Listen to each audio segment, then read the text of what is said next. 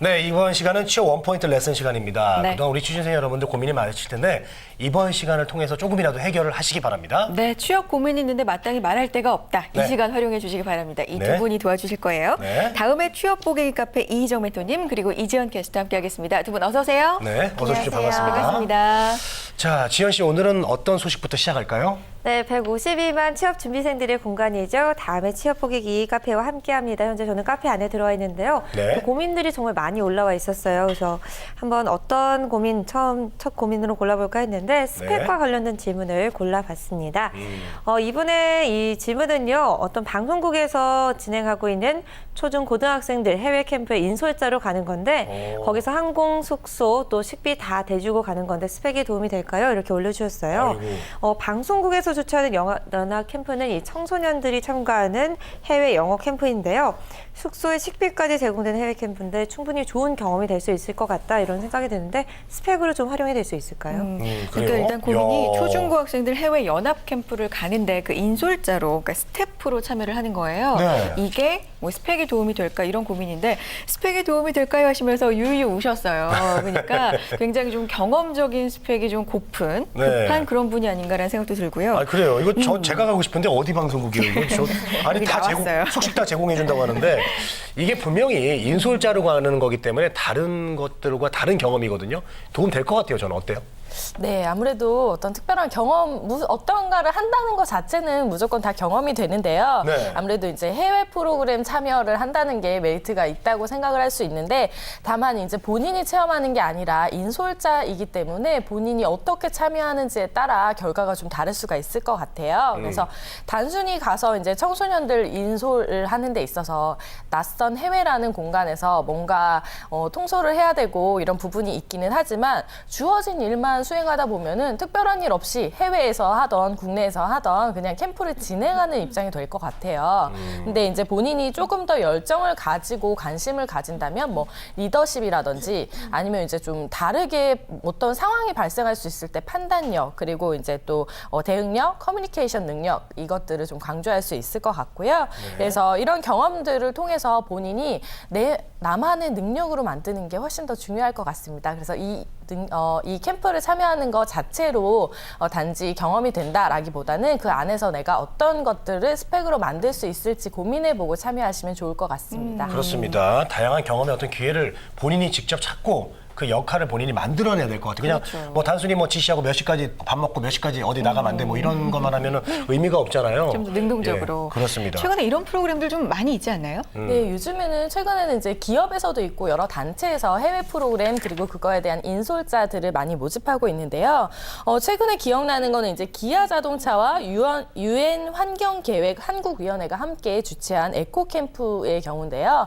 이 경우에 참석을 하시면은 뭐 우수 멘토는 인턴십의 기회도 주어지고요. 또 이제 기아 자동차라는 꿈의 기업에서 이제 기업의 이름으로 수상 또 이제 인턴의 기회를 주고 있기 때문에 아무래도 기업과의 연결고리를 만들 수 있는 또 좋은 기회가 되기도 합니다. 그래서 뭐 내가 직접 참여하는 캠프가 별로 없다라고 생각하시는 경우에는 이렇게 인솔자가 돼서 캠프에 참여하는 것들도 한번 고민해 보시면 좋을 것 같습니다. 그렇군요. 네. 경험이 곧 스펙이 되는 시대니까요. 곧 이제 또 겨울방학이니까 정보를 좀 부지런히 찾아보셨으면 도움이 많이 될 것 같습니다. 그렇죠? 네, 시기별로 준비해야 될 것들이 나눠져 있기 때문에 이제 말씀해 주신 대로 겨울방학 꼭 앞두고 있죠. 겨울방학의 차별화된 경험을 위해서 좀 미리미리 준비하시고 움직여보시면 좋을 것 같다라는 생각이 듭니다. 다음 질문도 좀 살펴볼 텐데요. 이번에는요, 이력서 관련 질문을 좀 꼽아봤습니다. 보통 이 사진을 딱 옆에 왼쪽 하단으로 쓰시고 또 학력을 이렇게 먼저 쓰잖아요. 이분도 그런 포맷을 말씀하시는 것 같은데 그 다음에 이제 자기소개서를 쓰게 되죠. 근데 먼저 자기소개서를 쓰고 사진과 학력 나중에 쓰면 이사 갈까요? 라고 질문을 주셨어요. 근데 그 이유가 남들 하는 대로 쓰기 싫어서요 라고 써주셨고요. 이분은 참고로 출판사 편집자로 지원을 하시는 거고 경력직으로 지원을 하시게 된다고 합니다. 네. 그렇군요. 이거 굉장히 좀 신선한 질문이네요. 그래요. 남들하고 다르게 하고 싶어서 보통은 이력 이력서, 사진 이력서 그리고 자기소개서 순서인데 이걸 좀 바꿀 수 있을까요 하시는데 그래요? 근데 저는 출판사 편집자 지원이니까 좀 창의적으로 보일 수 있을 것 같고 저는 나쁘지 않을 것 같은데. 그래요. 출판업계 분위기는 어때요? 이렇게 창의적이고 뭔가 좀 이렇게 해보려는 사람 좋아합니까? 또 이분은 본인이 또 거구라고 써놨어요. 예. 네, 일단은 경력자로서 편집자를 지원하기 때문에 어느 정도 이제 본인의 편집 능력을 어필하고 싶다라는 부분은 좀 이해가 가는데요. 이제 말씀 주신 것처럼 회사의 분위기가 굉장히 중요한데 뭐 입사 지원서 제출에 양식이 정해져 있지 않은 경우에는요. 어떤 양식으로 제출하든 무관하지만 아무래도 아직까지 출판업계는 좀 보수적이다라는 것들 좀 참고하시면 좋을 것 같고요.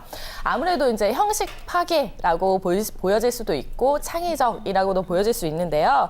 차별화라고 보여질 수도 있지만 형식을 변경한다라고 뭔가를 거스른다라고 보여질 수도 있기 때문에 좀 주의해야 될 점이라고 좀 볼 수 있고요.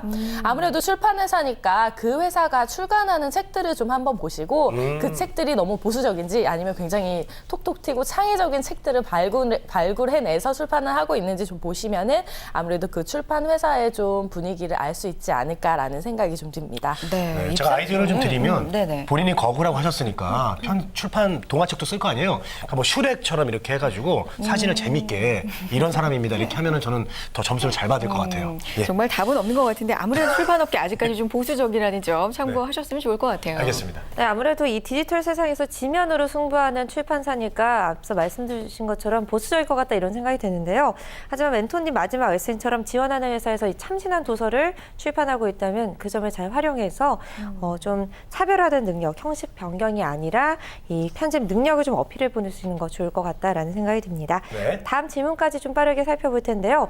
이 세 번째 질문은요. 이분이 30대 초반 미혼이시고 내년에 31세가 되시는 분이세요. 근데 능력이 있으신데 네이버 블로그에 일일 1000명 정도가 꾸준히 방문하고 있는데 블로그를 잘 운영하시는 것 같아요. 근데 이제까지는 사실 사회복지사로 경험 그리고 경력을 쌓아 오셨는데 이게 잘 맞지 않다, 적성과 맞지 않다는 생각이 드셔서 이 SNS에 관련된 직업, 마케터나 마케팅 강사를 하고 싶은데 어떻게 준비해야 되나요? 이렇게 질문을 올려주셨습니다. 네, 일단은 굉장히 방향은 분명하네요. 지금 하는 사회복지사가 안 맞고 SNS 마케팅을 준비하고 싶다. 이건 적성에 굉장히 잘 맞는 것 같은데요. 네, 그렇죠? 그렇습니다. 예. 일단 근데 어떤 준비를 해야 될지 모르니까요. 어떤 네. 준비 필요할까요? 네, 아무래도 사연을 보면은 3년 반이라는 기간을 사회복지사로 활동을 하셨어요. 3교대 근무라는 것 자체가 굉장히 힘든다라는 거는 좀 이해가 가는데요. 아무래도 이제 SNS 마케팅 부분이 요즘에 너무 포화 상태가 아닌가라는 생각이 맞아요. 듭니다. 맞아요. 그래서 너무 많이 하니까. 네, 예. 그래서 이제 많은 전문 업체들도 있고 강사들도 있고 그렇기 때문에 이제 뛰어든다는 건 조금 경쟁력이 없다라고 볼 수 있고요. 뭐 블로그가 어떤 주제로 어떻게 작성이 되는지는 모르지만 아무래도 단순히 본인 관심사에 맞추어서 좀 작성하다 보면은 투잡 정도는 가능하지만 이 메인 잡으로 하기에는 조금 부족함이 있지 않을까라는 조언을 드리고 싶습니다. 그렇군요. 네. 우리가 블루오션, 레드오션 그러잖아요. 네. 이미 약간 포화 상태라는 거 좀 참고를 하셔야 될 것 포화 같습니다. 오션입니다. 예. 자, 그럼 이런 분은 강점으로 뭘 좀 강조하는 게 좋을까요? 네, 아무래도 이분은 사회복지 경력이 있으시고 그다음 블로그를 하시는 경험이 굉장히 강점이 될 수가 있는데요.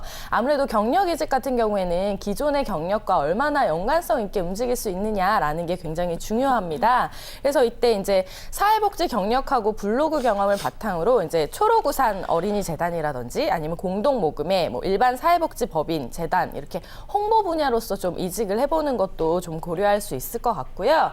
또 이제 단순히 사회복지가 아니라 좀 다른 일을 해보고 싶다라는 생각도 하셨으니까 뭐 비영리 기관 쪽에서는 시야를 좀 넓혀보면 뭐 홍보가 곧 모금이라는 부분인데요. 지금 뭐 네이버의 해피빈이라든지 다음에 희망해라는 프로그램을 좀 살펴보시면 사연을 작성하고 기금을 모으는 활동을 하는 부분인데요. 이거는 개인이 직접 등록을 할 수 있는 부분이기 때문에 이런 부분으로서 좀 실적을 만드신다면 관련 부분에 이제 모금 전문가 과정 등을 수료하고 나서 경력으로 이직 가능한 게 충분히 좀 좋은 기회가 되지 않을까 싶습니다. 네, 알겠습니다. 자, 취업 원포인트 레슨 오늘도 여러분의 다양한 고민과 함께 했습니다. 다음 주에도 함께 할 테니까요. 많이 남겨주시고요. 네. 취업 보게 카페 이희정 멘토님 그리고 이지연 캐스터 함께했습니다. 두 분 고맙습니다. 고맙습니다. 감사합니다. 우리는 취업 준비생에게 힘이 되고 싶었고 그들이 든든한 사회의 일꾼이 되길 바랬습니다. 스펙보다는 진솔한 능력으로 학벌보다는 뜨거운 열정으로 성공 취업의 길라잡이로 고용률 70% 달성의 그날까지 우리는 취준생의 버팀목이 되고 싶었습니다. 취업, 우리가 가장 잘하는 일이니까요. 성공 취업의 길이 시작됩니다. 취업정보센터